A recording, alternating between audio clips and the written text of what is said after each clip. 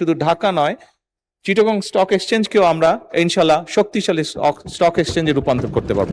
মাননীয় স্পিকার, আপনি জানেন দেশনেত্রী বেগম খালেদা জিয়ার সময় চট্টগ্রামকে বাণিজ্যিক রাজধানী ঘোষণার সাথে সাথে চট্টগ্রামও একটা পুঁজিবাজারের খোলা হয়েছে, স্টক এক্সচেঞ্জ খোলা হয়েছে। এবং আপনারা জানেন চট্টগ্রাম বাণিজ্যিক রাজধানী হিসাবে সেই সময় আমাদের বর্তমান অর্থমন্ত্রী যথেষ্ট অবদান ছিল, ওনার এটা খোলা হয়েছিল। কিন্তু বর্তমানে যে চট্টগ্রামের পুঁজিবাজার এবং ঢাকা পুঁজিবাজারের মধ্যে বিরাট বৈষম্য, এই বৈষম্য দূরীকরণ না করলে চট্টগ্রামের পুঁজিবাজারটা আস্তে আস্তে স্থগিত হয়ে যাচ্ছে এবং যে বৈষম্য আছে সেই বৈষম্য অচিরেই দূর করা হবে কিনা সেই জন্য আমি মাননীয় প্রধানমন্ত্রীর কাছে জানতে চাচ্ছি। ধন্যবাদ মাননীয় মাননীয় প্রধানমন্ত্রী, চট্টগ্রাম এবং ঢাকার বৈষম্য দূর হবে কিনা। ধন্যবাদ মাননীয় স্পিকার, এবং আপনার মাধ্যমে আমি মাননীয় সংসদ সদস্যকেও ধন্যবাদ জানাচ্ছি তার প্রশ্নের জন্য।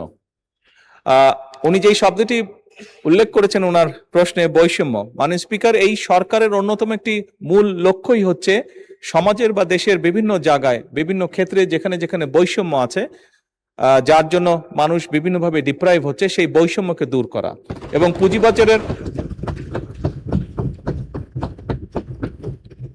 পুঁজিবাজারের ক্ষেত্রেও এই বিষয়টি প্রযোজ্য। মাননীয় স্পিকার, আমি একটু আগে মূল প্রশ্নের উত্তরে আমি বলেছিলাম যে আমরা কয়েকজন বিশেষজ্ঞ ব্যক্তিকে দায়িত্ব দিয়েছি, নিযুক্ত করা হয়েছে তাদেরকে সিকিউরিটি এক্সচেঞ্জে, এবং অবশ্যই আমরা আশা করি যে তারা আমাদেরকে সঠিক পরামর্শ দিবেন, যার ভিত্তিতে শুধু ঢাকা নয়, চিটাগং স্টক এক্সচেঞ্জকেও আমরা ইনশাল্লাহ শক্তিশালী স্টক এক্সচেঞ্জে রূপান্তর করতে পারবো। ধন্যবাদ।